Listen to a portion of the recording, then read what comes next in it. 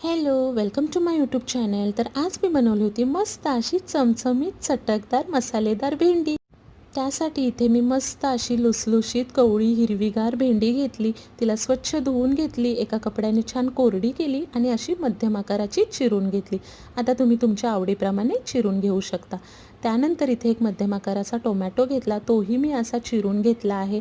त्यानंतर एक कांदा मी मस्त असा मध्यम आकाराचा चिरून घेतला. आता हे दोन्ही चिरून झाले की इथे आपल्याला 7-8 हिरव्या मिरच्या आणि 5-6 लसणाच्या पाकळ्या घ्यायचा आहे.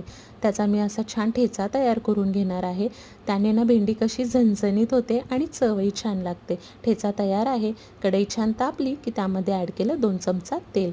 आता हा ठेचा आपल्याला छान 1 सेकंद परतून घ्यायचा आहे. त्यानंतर त्यामध्ये कांदा ॲड केला. कांदाही छान परतून झाला की त्यामध्ये टोमॅटो ॲड केला.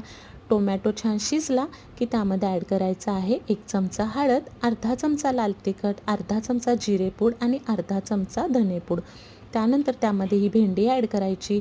वरून चवीनुसार मीठ ॲड करायचं आणि छान हे एकजीव करून परतून घ्यायचं आहे. आता त्यानंतर त्यामध्ये मी ॲड करणार आहे अर्धा लिंबाचा रस. आणि काय होतं, भेंडी चिकट होत नाही आणि भेंडी छान अशी चटकदार होते.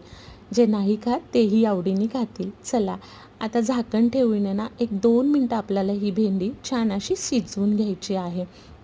1-2 मिनटांनी झाकण काढून बघायचं आणि ही भेंडीला छान अशी परतून घ्यायची. त्यानंतर त्यामध्ये मी शेंगदाण्याचा कूट ॲड करणार आहे. भाजलेल्या शेंगदाण्याचा 2 चमचे कूट ॲड केला आहे मी. आणि मस्त असं आता हे मंद आचेवरती भेंडी आपल्याला छान अशी परतून घ्यायची. अजून 1 सेकंदासाठी झाकण ठेवायचं आणि छोटीशी वाफ काढून घ्यायची. तयार आहे मस्त अशी झणझणीत मसालेदार चटकदार आंबट चिंबट भेंडी. टोमॅटोनी आणि लिंबाच्या रसाने भेंडीला भन्नाट चव येते. तुम्हाला दाखवते बघा कशी मस्त सुटसुटीत झालेली आहे, अजिबात चिकट झालेली नाही आहे.